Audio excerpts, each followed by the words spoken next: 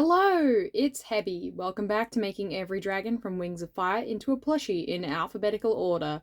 All these patterns are up for free, so you can download them and make your own. Make them for everyone you know. Make a whole wall of them. I know I have.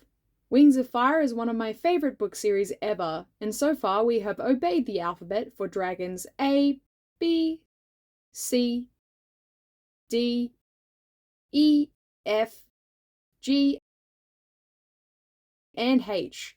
The madness set in some time ago for me because I really like dragons, but each of these plushies takes a significant amount of time to put together, which is why, with 400 characters and 16 plus books with spin-offs and graphic novels, I have been required to split these side characters off onto their own wild round sheets. These will be done every time we come up to a letter with very few characters in it, or no characters in it. And we're coming up to that extremely imminently. And now for the I category of dragons. It's time for a certain beloved, kind of purple, kind of blue dragon. Drumroll, please. It's actually Io. We already did Indigo in case you didn't see her in the shelf lineup at the start. And Io is a character whom, for every time I've mentioned her name to someone, I have received blank stares of mild confusion. So let me tell you who she is before we start sewing.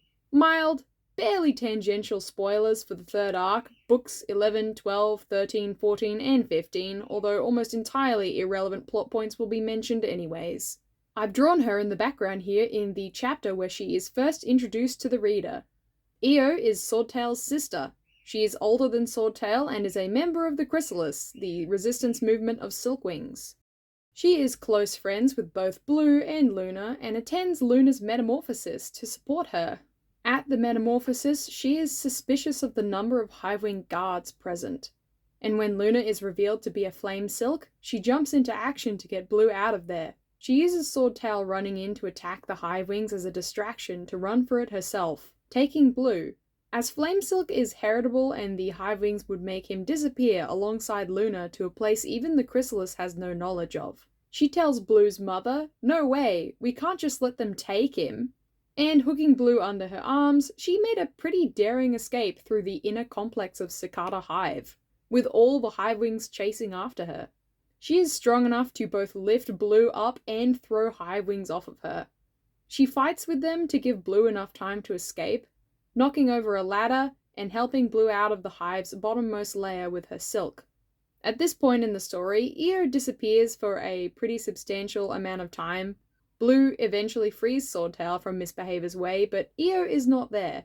Swordtail is confident that Io has escaped her pursuit, but Blue thinks she's being tortured by Queen Wasp in a dungeon somewhere.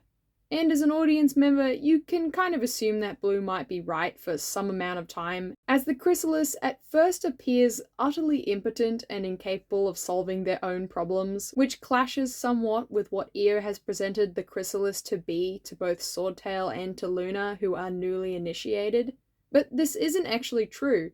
The Chrysalis really does help protect Io from the Hivewings, and she escapes pretty efficiently. Though she is spotted by Hivewing guards and attempts to flee into the poison jungle, where she is rescued by Leafwings, as she is being eaten by a plant, which is an experience she can share with Swordtail because he is also there and they reunite at last. When it all goes wrong in Book 13, Io volunteers to stay behind with her friend, another Silkwing named Cinnabar, who is a member of the Chrysalis. Io is entrusted with a copy of the map to Pyria, staying on Pantala to raise the alarm in the Chrysalis whilst the Leafwings and other Silkwings escape across the sea from the burning jungle. We get a brief POV from her as part of Snowfall's visions, where we get to see Io flying at speed from hive to hive, trying to warn the other Silkwings of the impending total mind control problem. Unfortunately, she is ambushed and trapped off-page, which Swordtail sees and knows about, and since Hivewings think she has knowledge of how to get to Pyria, or at least how to find the location of the other Silkwings, who are hidden in the caverns underground in the savannah, she is taken to a dungeon below the hives. So this time she really is being tortured in a dungeon. But at this point our protagonists step in and solve the plot, yippee. And I have already given that plot point a quick beatdown in my Freedom video, which is part 14 of this challenge series. And I still stand by all of my points, but I am winding back to swing at it again fairly shortly in the future of this challenge. Because I do have things to say about the structure of the ending and its specific climax point and how muddled it is. Which is not to say it is bad, but I have notes. Besides, it is not relevant as of right now, because Io is freed from her imprisonment at the end of the story and joins the Leaf Silk Kingdom, as a member of the Silkwing Assembly no less, a group of Silkwings whom have been selected to help govern the tribe. What with the fact that they have no queen and all of the royal bloodline mysteriously disappeared to one of Queen Wasp's prison camps, never to be seen again. Will the kookaburras be silent for 1 second? Anyways, so she's a member of government now. Yay! Probably a pretty good pick, as Io is strong, confident, gentle, kind, and hopeful. But it's not time for her personality anymore. It's time for her looks, clearly more important.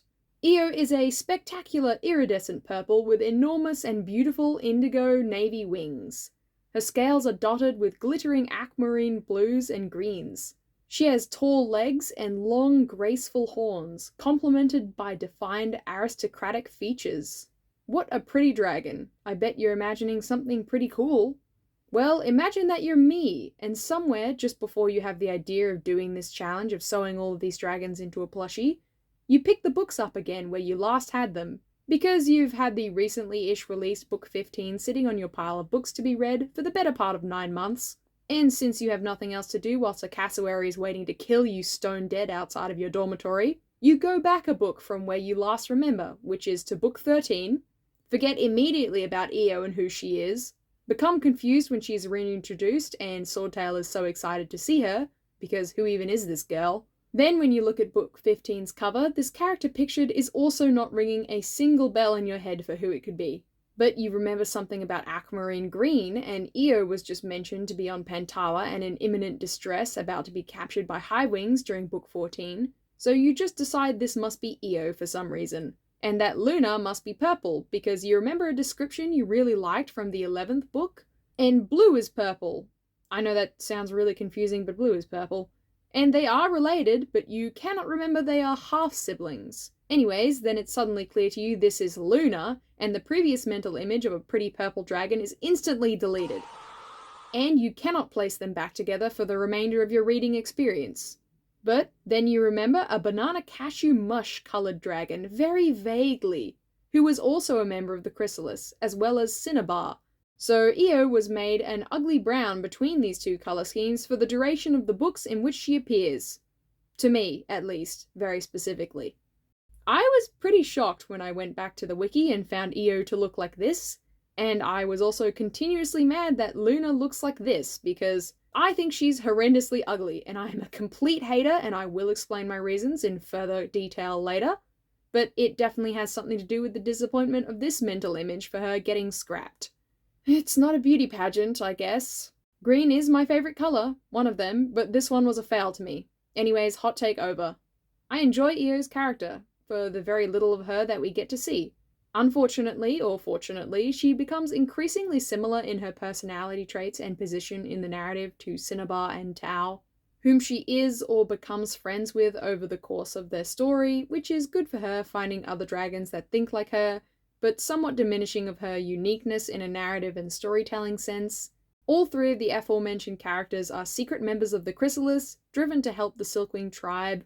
They are fierce and determined, but affect an aura of obedience to remain undetected. All of them have a similar level of motivation and help the protagonists escape from Hive Wings, and it's probably pretty good for their resistance movement. If it was one dragon, it wouldn't get very far, and Io can't possibly fill the narrative roles demanded by an entire underground revolutionary movement. But I am simply saying that I think it contributes to the utterly blank stares I received every time I said her name when asked what character I was doing by people who have, by all accounts, read the book series, and even read it multiple times. So at least she has a pretty colour scheme to stand out from the competition with. She's an easy 0 out of 10 for evil. She's not even dragon racist against the Hive Wings. She's just aware that they're subjugating her and hates them to the extent that that kind of behaviour would naturally lead a dragon to as a conclusion. She thanks Cricket for helping her friends, and she'll probably make a good leader as other Silkwings look to her to help talk to the Leafwing Queen and Belladonna. And she is respected quite clearly amongst them. So yeah, now Io is done. If you forgot this character, your homework is to think purple thoughts. Good luck with that. If you have noticed that the videos are now appearing more slowly from me, then it is because I have other homework which takes time away from my first homework assignment of thinking purple thoughts. Very sorry about the necessity of education. Anyways, I'm glad Io is a pretty colour scheme because she goes very nicely with the previous dragons on the shelf lineup, which is where she is going. We've rounded the corner on my shelf finally and can begin filling it. If it looks like we're going to run out of space, we are. You are correct, don't worry. Although there is one dragon whose storage solution for me has so far been working great, and that is Whirlpool, who is obviously hanging from my ceiling semi-permanently so as to be repeatedly hit with the door. So rest assured he suffers every day, but today he shall suffer some extra amount. Because I need to store my pins after completing my crafting time. Thank you to my Whirlpool Hate Club members, Phoenix Fire, Ninja Kitty Awakens, Bird Yergling, The Wait Zaranek Fluffle, That Dragon Toon Fuzz, and Danielle Oliver. And thank you to you, the viewer, for watching this video. I appreciate it very much, and thank you to everyone who subscribes as part of the goal of reaching 20,000 subscribers. At that point, and every subsequent 5k increase in subscriber numbers, we shall be doing a very extra special wild round where I shall make one of you guys, the subscribers' characters, into a plushie, and I will send it to you. I'll explain it more as we reach these very special wild rounds, rest assured. But for now, like and subscribe.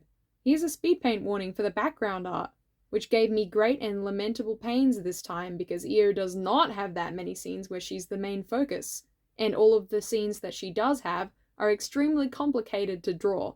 So here's a shout out to my Patreon members as you watch 7.5 hours of my life spin by.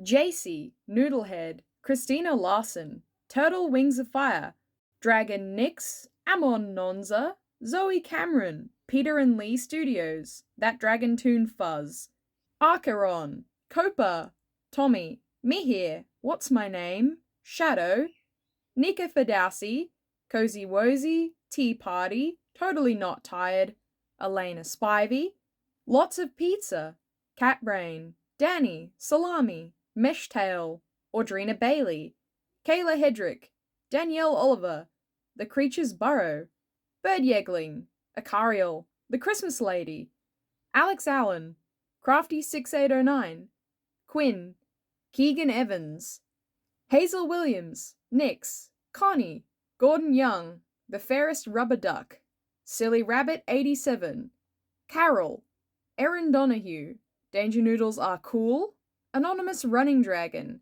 The Wait Zaranek Fluffle, Gatto Catamoose, Grey Malkin, Racing Wolf, Victoria Toucan, Miffy, Aliana, Rhythm the Raptor, Verla, Vanessa Ananara Burrows, Caroline T, Ninja Kitty Awakens, The Starving Child, Fantasy, Woilies, Indigo, Fennec is Here, I Like the Dumb Bunny Shrimp, Phoenix Fire, Aninkula Masson, Mono Dier, Kit, 88 Stream 1409, and Kimber. Thank you for watching this video, and I will see you for the next one, the continuation of the I category. And please have mercy on me with the wild round that follows after that. The comments section votes are a little bit crazy.